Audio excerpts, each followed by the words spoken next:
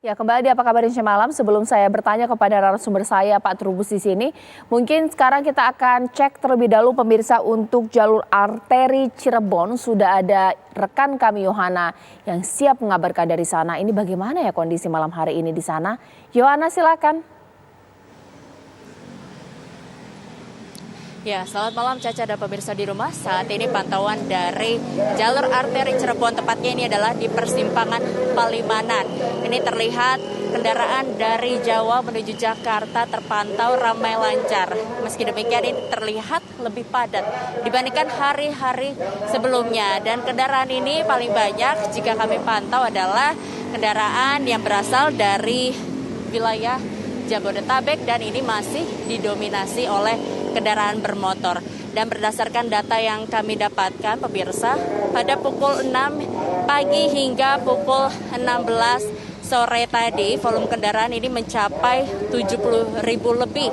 Ini artinya lebih banyak. Dan jika dilihat dari per jamnya, ini kendaraan yang melewati jalur arteri per jamnya ini sekitar ada sebanyak 5.000 lebih. Jika kemarin per jamnya hanya 4.000 lebih, ini artinya sudah terjadi peningkatan sekitar 1.000 lebih kendaraan per jamnya. Dan di sini pemirsa, jika kami pantau, pihak petugas kepolisian ini tengah memberlakukan buka tutup jalan di persimpangan Cirebon, di mana untuk kendaraan dari arah Arjawinangun ini diarahkan ke Cirebon semua, sehingga kendaraan dari Arjawinangun yang seharusnya bisa lurus atau belok kanan ke arah Bandung, ini mereka semua diarahkan ke arah Cirebon atau belok kiri, nantinya mereka baru bisa melakukan putar balik. Hal ini dilakukan tentunya agar tidak membuat terjadinya bentrokan antara kendaraan yang melaju ke arah Jakarta dengan kendaraan yang ingin melakukan perjalanan ke Cirebon. Maksud kami ya ke Cirebon dan juga ke arah Bandung.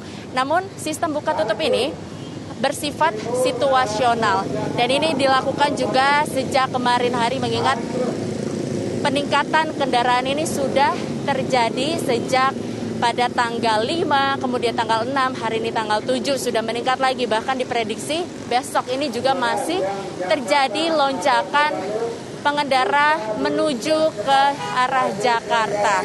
Dan juga pemirsa, selain itu petugas kepolisian khususnya dari Polresta Cirebon ini sudah menerjunkan sejumlah personel ke lapangan. Jika Anda lihat ini sudah melakukan mengurai kendaraan dan juga tentunya ada tim urai khusus yang sudah ada di beberapa titik yang tersedia baik di jalur arteri maupun juga di jalan tol, di mana jika terjadinya ada pemogokan pada mobil ataupun ada mobil yang berhenti sembarang seperti di jalan tol, mungkin di bahu jalan, maka tim urai ini yang akan membantu mengurai kepadatan kendaraan sehingga ini pengendara yang akan kembali ke ibu kota ini bisa menjadi lebih lancar. Demikian Caca, kami kembalikan kepada Anda.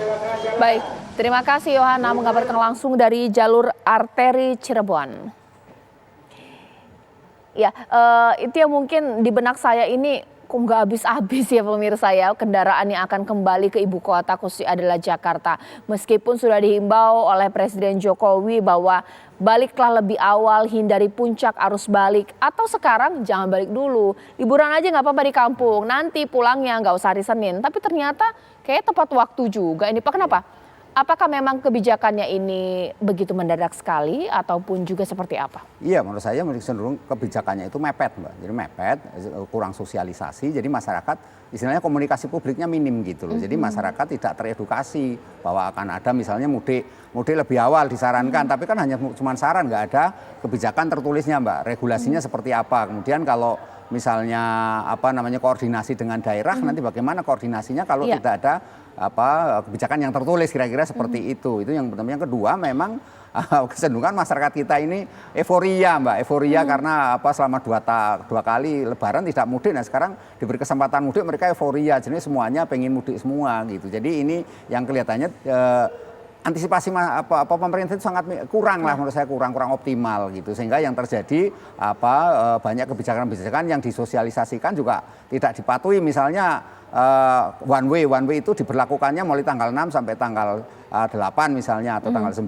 Nah ini kan menjadi informasi yang masyarakat juga banyak tidak tahu sebenarnya tanggal tanggal 5 itu sebenarnya masyarakat sudah bisa pulang, tanggal 5, tanggal 6 lah paling, tanggal 5 lah ya, tanggal 5 harusnya sudah bisa itu. Pulang lebih awal lah gitu ya, lebih palang itu. Oke, mungkin itu yang juga akan saya tanyakan kepada Bapak Cucu Mulyana, Direktur Angkutan dan Multimoda Kemenhub. Pak Cucu Mulyana, selamat malam Pak.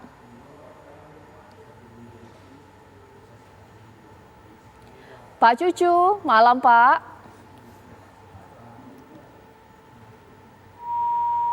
Pak Cucu?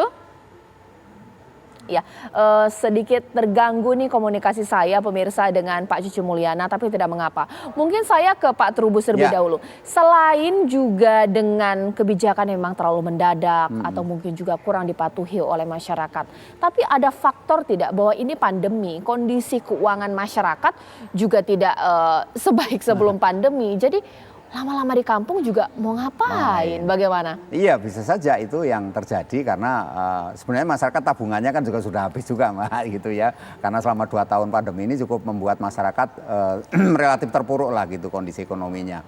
Dan daya beli masyarakatnya juga menurun drastis. Saya rasa ini juga menjadi problem bagaimana kemudian dia cepat buru-buru balik aja ke Jakarta pada saat yang bersamaan gitu. Harusnya mereka-mereka yang bekerja atau tidak bekerja harus hanya wira swasta misalnya bisa saja pulangnya lebih belakangan kan gitu. Tapi ini persoalan yang untuk ASN kan, kementerian dan lembaga yang harus diatur, dan satu lagi adalah mengenai karena himbauannya sampai ke swasta lah. Kalau swasta ini yang repot kan perusahaan-perusahaan. Nah, ini bagaimana koordinasinya dengan Kemenaker kan, karena itu harusnya ada kewenangan kementerian-kementerian yang terkait gitu Mbak. Jadinya misalnya kalau untuk manufaktur itu kan sulit Mbak untuk di ini karena itu tergantung pada order kan gitu. Untuk manufaktur nggak mungkin itu dilakukan WFH misalnya, itu juga sulit juga. Itu gitu artinya bahwa ketika pemerintah sudah mengikhlaskan untuk ASN WFH lah 1 minggu di rumah supaya menghindari puncak arus balik ini begitu padat, tidak menyumbang sangat sedikit menyumbang faktor kemacetan ASN yang pulang kampung, apakah seperti itu, mengingat mungkin jangan-jangan untuk jalur darat yang paling banyak mudik ini adalah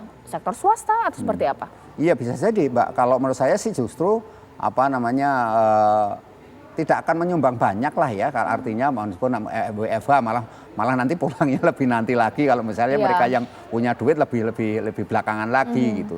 Tetapi yang menjadi sulit memang ini yang swasta gitu kan. Swasta ini kondisinya selama ini kan banyak perusahaan yang cash flow-nya terhambat oleh persoalan pandemi Covid ini, sehingga ketika mereka harus mundur lagi misalnya, lah ini juga menjadi beban bagi para swasta. Tetapi apa yang dilakukan oleh Kemendikbud misalnya kan, anak-anak kan misalnya masuknya tanggal 12 misalnya diundur 3 hari, itu juga menjadi momen di mana kemudian masyarakat juga bisa memperhitungkan bahwa akan ada libur lebih lama. Tapi yang kedua yang penting juga masalah Covid Mbak. Ini corona ini kalau misalnya mereka kelelahan, kecapean ya memang sebaiknya memang diundur gitu ya, supaya ada waktu mereka untuk istirahat, untuk isoman gitu kan ya. Jadi ini kekhawatiran kita juga cukup tinggi tentang Covid ini. Jangan-jangan nanti karena masyarakatnya kecapean, kelelahan, imunnya jadi menurun, maka yang terjadi adalah Covid jadi bermasalah lagi. Saya rasa ini juga harus diantisipasi gitu. Jadi pemerintah memang harus memikirkan jauh-jauh hari berbagai persoalan yang